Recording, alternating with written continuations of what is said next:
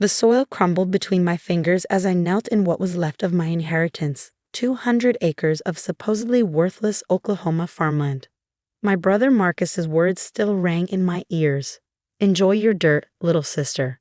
Dad always said you had your head in the clouds. Now you can stare at them all day long." I watched his Mercedes kick up dust as he drove away, probably heading back to his penthouse in Dallas where he'd count his millions. The unfairness of it all made my throat tight.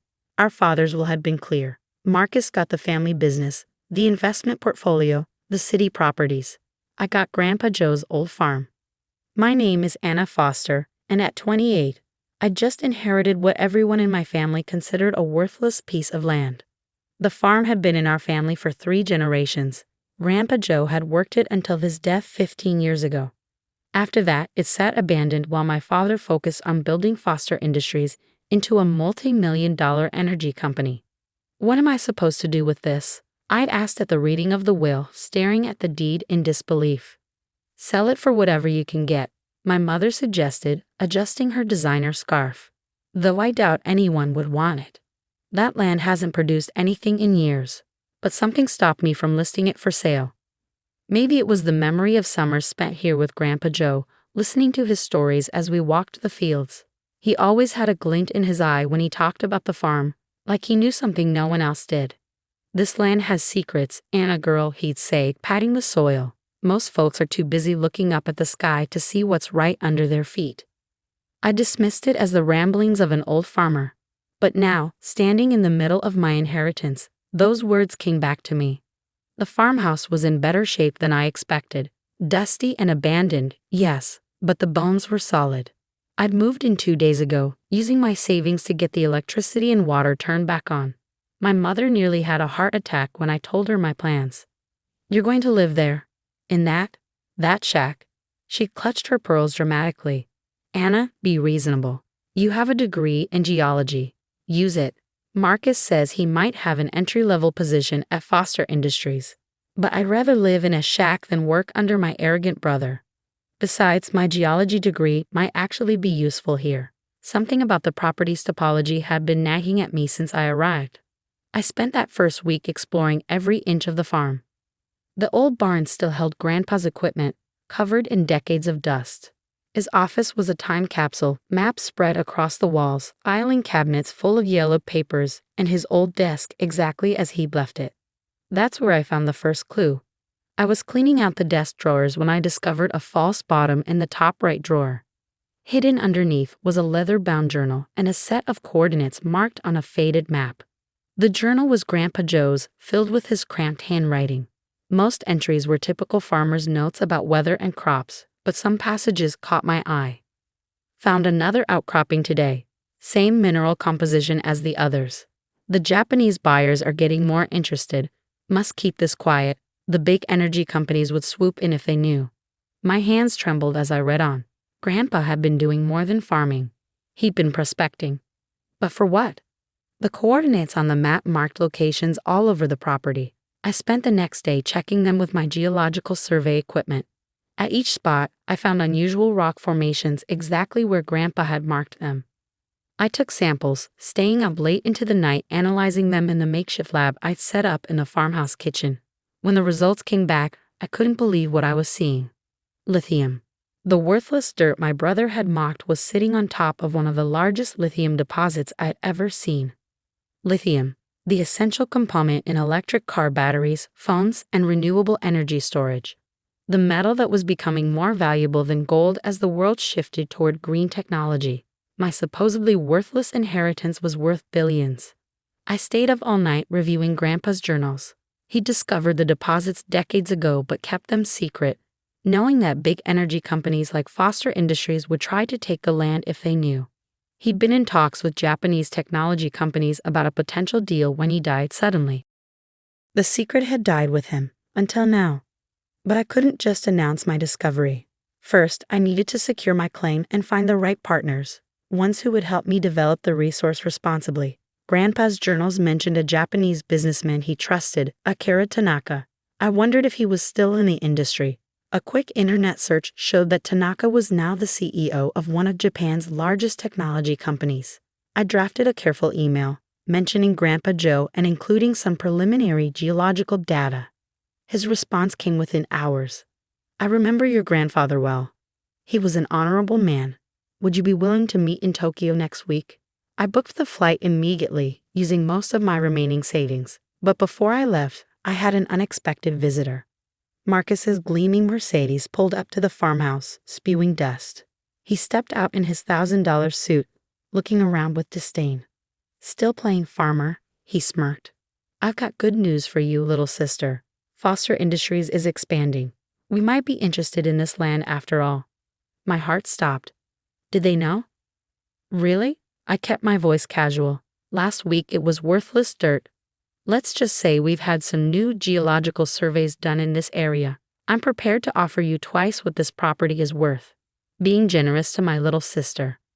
Twice nothing is still nothing, I thought. But out loud I said, that's kind of you, Marcus, but I think I'll hold on to it for now. His face hardened. Don't be stupid, Anna. You can't farm this land. It's worthless for agriculture. Take the money. No. He stepped closer, trying to intimidate me like he had when we were kids. Listen carefully. Foster Industries is going to develop this region with or without your cooperation. Dad left me in charge for a reason. Don't make this difficult. I stood my ground. The answer is no, Marcus. This is my land. Grandpa Joe left it to me through Dad for a reason too. That old fool, he sneered.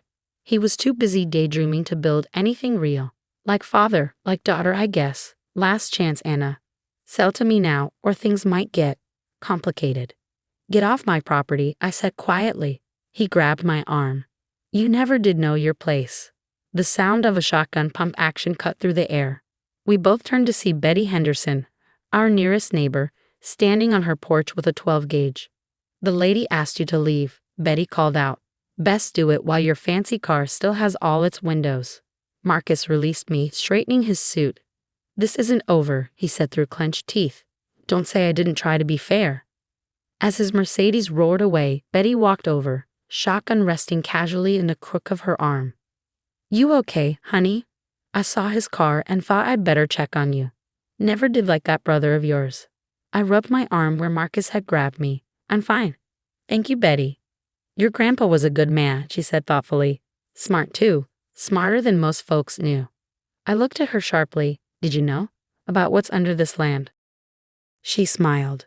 Joe and I were friends for 40 years. He told me to keep an eye on this place, make sure it went to the right person. She patted my shoulder. Looks like it did. That night, I read more of Grandpa's journals. The last entry, dated just before his death, caught my eye. The land knows who it belongs to. Money doesn't make a person worthy of it. Heart does. My Anna girl understands that, even if she doesn't know it yet. When the time comes, she'll know what to do. I looked out over the darkened fields, thinking about the billions of dollars lying beneath them. Marcus thought he could bully me into selling, just like he bullied me all our lives. But Grandpa Joe had been right about one thing. I didn't know what to do. And my brother was about to learn that sometimes the dirt he mocked was worth more than his entire empire. Tokyo was a world away from Oklahoma farmland. I sat in Akira Tanaka's elegant office on the 40th floor of a gleaming skyscraper, watching his face as he reviewed my geological surveys. Your grandfather, he said finally, was a very wise man. We knew about the lithium deposits 15 years ago, but the technology for extraction wasn't advanced enough then. Now, he smiled. Now the timing is perfect. Over the next 3 hours, we discussed terms. Tanaka Technology would provide the capital and expertise for extraction. They'd use new environmentally friendly mining techniques that would preserve the topsoil. I would maintain majority ownership and control of the land.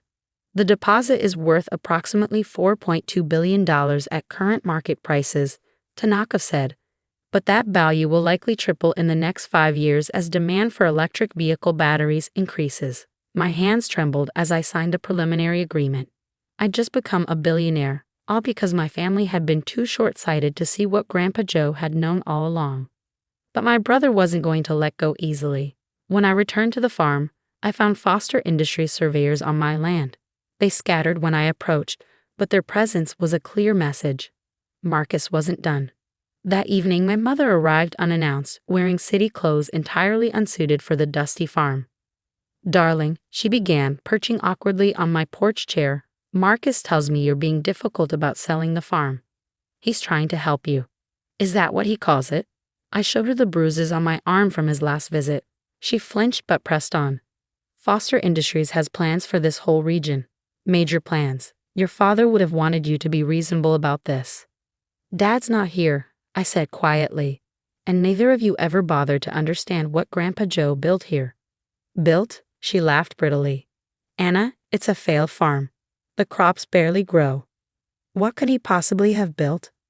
I considered telling her everything, about the lithium, about Tanaka, about the billions lying beneath her feet. But I remembered how she dismissed Grandpa Joe when he was alive, treating him like some quaint embarrassment to our sophisticated family. You'll find out soon enough, I said instead. The next morning, I woke to the sound of heavy machinery.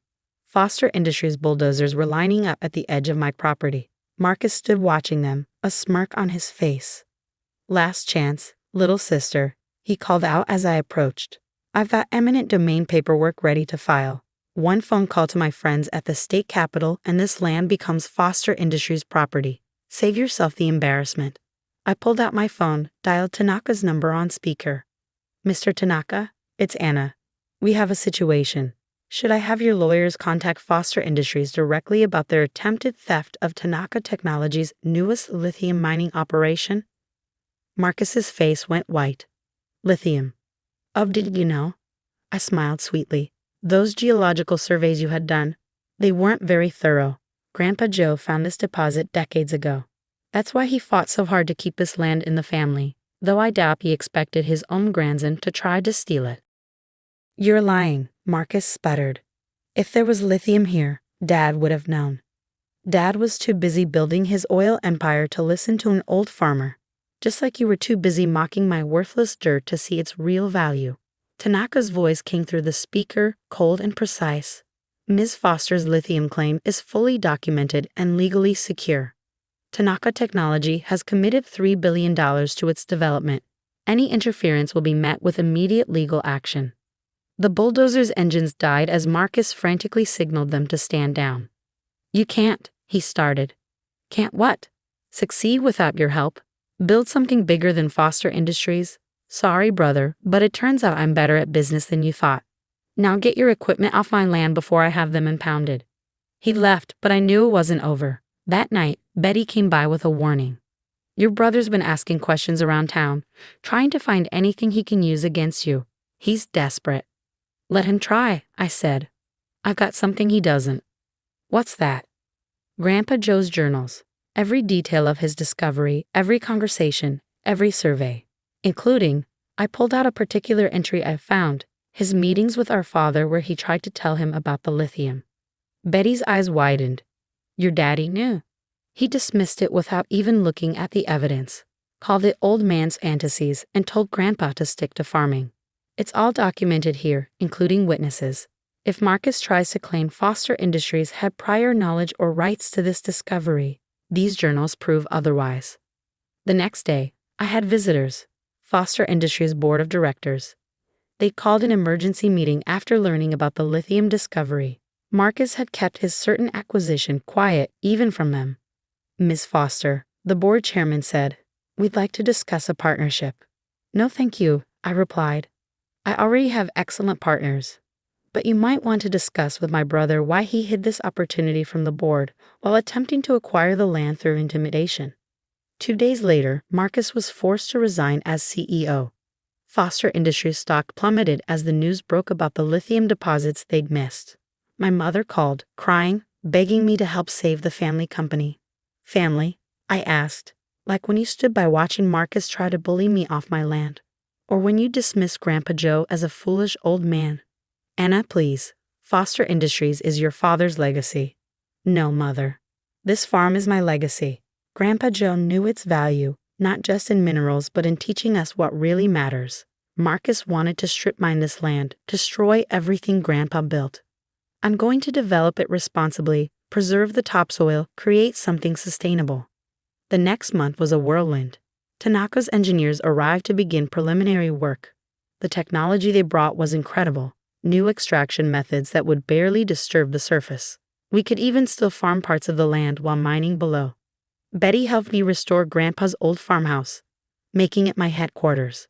In his office, I hung his portrait next to the first lithium sample we extracted. The Japanese engineers insisted on it, saying the old farmer's wisdom had seen what modern companies had missed. Marcus tried to contact me several times, but I let his calls go to voicemail. Finally, he showed up at the farm again, but this time there was no Mercedes, no fancy suit. He looked tired, defeated. "I underestimated you," he said quietly. "You and Grandpa Joe both." "Yes, you did." "I don't suppose, is there any place for me in this new venture of yours?" I thought about it. "Maybe. Not in management, you've proven you can't be trusted there. But we'll need someone to handle community relations, make sure this development benefits the local area. It's hard work, not very glamorous. Lots of meetings with farmers and small business owners." "The kind of people I used to look down on," he said ruefully. "Exactly. Think you can handle that?" He looked around at the farm, seeing it with new eyes. "I'd like to try. Grandpa Joe. He used to try to tell me things, but I never listened." "Well," I said, "start listening now." 1 year later, the Tanaka Foster Lithium Project was fully operational. We developed new mining techniques that became industry standards for environmental responsibility. The farm still produced crops, now watered by state-of-the-art irrigation systems. Marcus turned out to be good at his new job once he learned to respect the people he worked with. He even started keeping a journal like Grandpa Joe's, documenting daily life on the farm-turned-mining operation.